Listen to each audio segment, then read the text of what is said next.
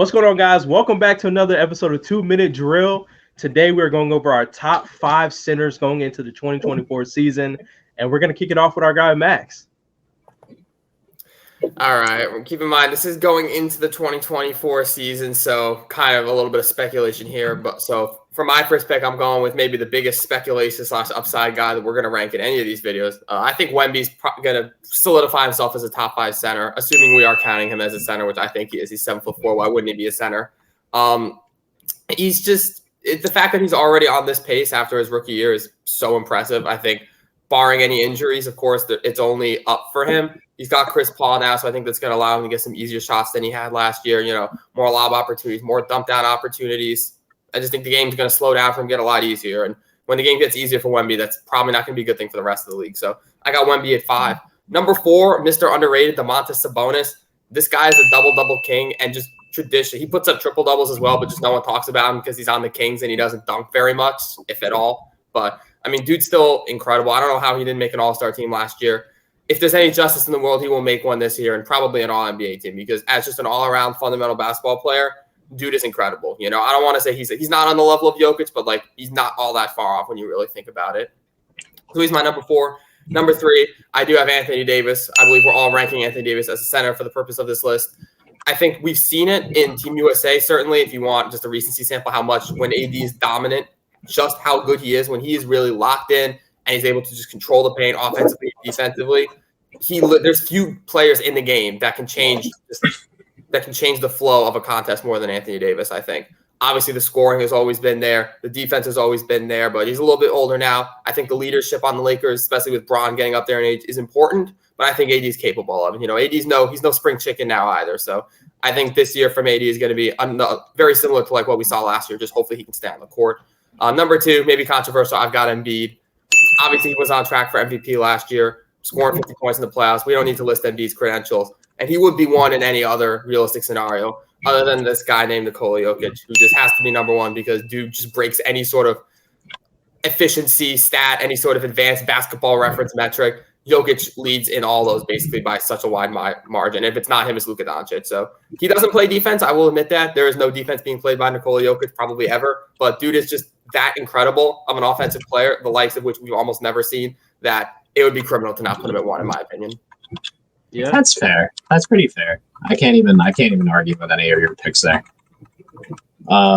Okay, so I guess for my number 5 pick, this is actually a pretty hard one because I want to choose Rudy Gobert because I want to give him the respect of like being the defensive player of the year and him actually achieving those accolades because he is a center. But I can't deny Wembanyama. I'm putting him at 5. Max kind of said all of my points for me. He's a rookie, and honestly, I already thought he was the top 5 center this year. To be completely honest, I really think he should have won Defensive Player of the Year, even though it went to Rudy Gobert. But alas, I'm going to go Victor Wembanyama here, and Rudy Gobert is going to be a close 6th place. Close. At number 4, I'm going to switch it up a little bit here. I am going Anthony Davis. We have seen, look, I know, Earl. I know. But we've seen AD in the small sample sizes that we have at center. He is effective, and he is one of the best defensive players in this league. There's no way in hell that I'm declining that at all in any way, shape, or form. We've also seen him play much better at the power forward position.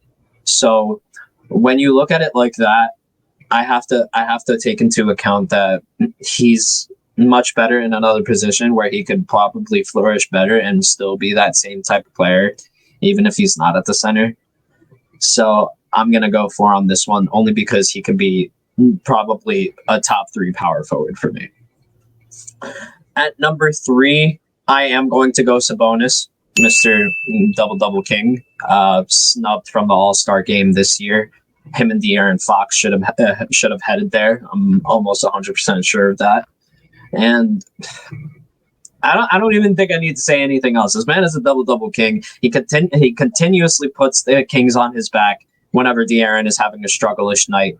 And listen, next up, with this upcoming year, DeMar DeRozan finally coming back home to LA, sky's the limit for that new look team. Number 2, no different. I'm going Embiid. Listen, in any way, shape, or form, you drop 50 points on one leg versus New York in the playoffs, you earn my respect. And even though he played a lot of dirty plays, and even though he did a lot of things that I don't necessarily like, Joel Embiid is the second best center in this league, and he deserves all the respect and credit in the world. And for number 1, no surprise, Nikola Jokic. This man has reigned for the past 3 years. And honestly, it's going to be a competition for who gets that 4th one. So I'm looking forward to seeing it, and I'm going to pass it to Earl. Yeah, I'll take that baton and win that 4x4 relay race. Shout out to Olympics. Number 5 for me, I'm going to keep it classic. I got Victor as well. I think we all kind of spoke on it in different ways. He's a young guy. He pretty much affects the game on both ends of the floor. Great defender at his size. I mean, if you even try to go up on Victor, it's probably going to be a block unless you're the Joel Embiids or ADs of the world, and even they get blocked every so now and then. So, yeah, I think he's going to be great. I think this is the year he kind of takes that leap, even though his base version of Wemby was already scary. I'm excited to see what he does next year. Number 4 for me is going to be Sabonis. I want to give Sabonis respect. He was just under a hair of like averaging a triple-double, I'm pretty sure, this last season. And I think he had the most triple-doubles last season, if I'm not mistaken, as well. So he was having a really underrated year. Not a lot of people talked about it. I know we had conversations on BTB giving him his respect, and just other platforms out there where we talk basketball. He's just a great player, man. And I don't know, man. I just feel like the Kings, they get overshadowed a lot. But this year with DeMar DeRozan coming in, I think they're going to have a good year as well. So maybe that can highlight him a little bit too. Number 3, I have my guy, Anthony Davis. AD, anywhere under top 3 is absolutely insane, respectfully. AD is going to have a tremendous year. Defensive-wise, he is the anchor of our team. I think Max said it best. A team where LeBron is kind of the focal point. Although he's getting a little bit older, it's kind of time for AD to take that transition like he has been these last couple of years of really taking that mantle. I think getting a little excited as a Lakers fan. This upcoming season will be a great season for him. I think he's going to have career high in scoring and rebounding. I talked about this on shout out to Cluster 18, shameless plug, before. But yeah, number 2 for me, and hint, my list is almost exactly the same as Max. Great minds think alike. Same with Omar, except my number 2 is going to be Joel Embiid. I think he's going to have a good season. The reason I don't have him 1 over Jokic, well, a couple reasons why. I mean, Jokic is Jokic. The reason Embiid is number 2 for me, I think his production might go slightly down. I mean, you're adding a Paul George type of player. You have to fit in Tyrese Maxey as well. So I think points per game may go down slightly, which still for Embiid, you're still looking at 30+ a game.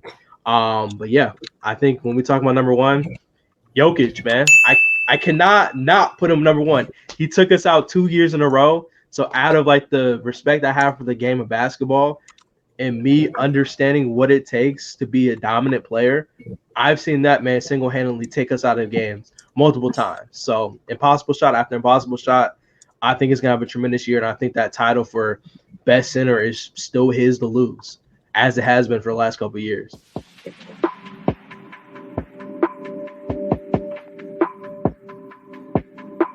Omar this time. Omar, how do you feel about me and Max's list? Would you change anything? Are you vibing with it? I mean, look, I'm not even trying to take AD off of your lists at all, right? I'm just moving him down a spot because I think JJ Redick is smart enough to put him at the power forward position and let him go to work there. And the key part of this is this upcoming season. And while we do talk about AD for the past 3 previous seasons, and that's honestly a fair assumption because he has been playing center for the past 3 seasons. I'm not going to deny that at all. So I just think it possibly comes with a position change this year. And I think AD will become probably a full-time power forward. And honestly, I think that just works out better for him too, and for that team. So we'll see what happens there. But that's literally my only gripe. I respect. Max, how about you? What do you feel about me and Omar's list personally? I mean, listen, I think we can all, it seems like we're pretty unanimous on the top 5 centers. I do like Omar giving Gobert the shout out. I think he's right there. Certainly in the regular season, I think there's an argument to be made for Gobert in the top 5. It's just when you get down to the playoffs and you see teams being able to hunt him defensively and take him out of games, and kind of the way fouls are called just goes differently. I think it's an unfortunate truth, but if you're looking at a full season of basketball, it's tough to put Gobert against guys, especially if you assume Wemby is going to take another step.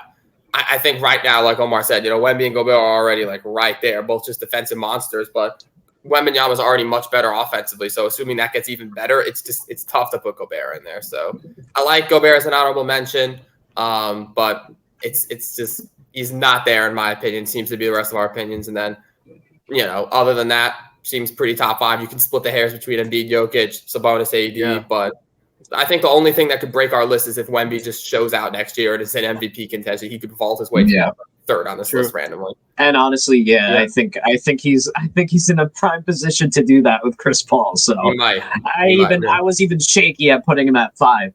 But would you guys like to hear this top 5 list that I found? Because it's jaw dropping. It's pretty jaw dropping. Okay, well, why don't we hear what Earl has to say about our list? No, I would just go. No, I would just say I feel like the list overall, everyone's solid. I mean, me and Max had the same exact list. It's kind of hard to snub top 5 centers because there's not a lot of dominant game-changing centers in the league. There's decent ones, but yeah, I agree with both lists. I think arguments could be made about AD and Sabonis switching the list. It's he said, she said on those type of situations, all preference. But yeah, I think the lists are straight. AD will be honestly, he'll overplay my prediction, and he'll probably end up being around top 2 for sure. Okay. Now there's too much agreeance going on here. We need some we need some disagreeing here. So I'm gonna grab this random really bad list here, and we're just gonna go over it. And before I say anything else, this comes from sportingnews.com. And the top NBA centers for 22-2023, ranking all 30. Going with number 1, the obvious choice, Nikola Jokic. Number 2, Joel Embiid. No surprises there. Number 3, Rudy Gobert. Number 4. That's gassing. That's really gassing it. Number 4, Pascal Siakam. He's not a center. I know. And number 5, Bam Adebayo. I mean, that's honestly, Bam was another honorable mention. I can't believe I didn't mention it, but yeah, Bam is definitely right up there. I mean, certainly defensively, I think he's underrated as a defender. So not only did they snub Anthony Davis, maybe they were thinking of his power forward. They just got him and Siakam confused. But they put Jarrett Allen in front of DeMontis Sabonis. Jarrett Allen at number 6, DeMontis Sabonis is 7. Yeah, I'm very glad that was not on your list. I would have roasted you guys. Honestly, yeah, I feel like that just shows. That's why you guys should like and subscribe, because our lists are definitely better than some of these Google lists out there. But we do appreciate you guys watching this episode of 2 Minute Drill, and we will see you guys next time for our next top list. Peace out, guys. Peace.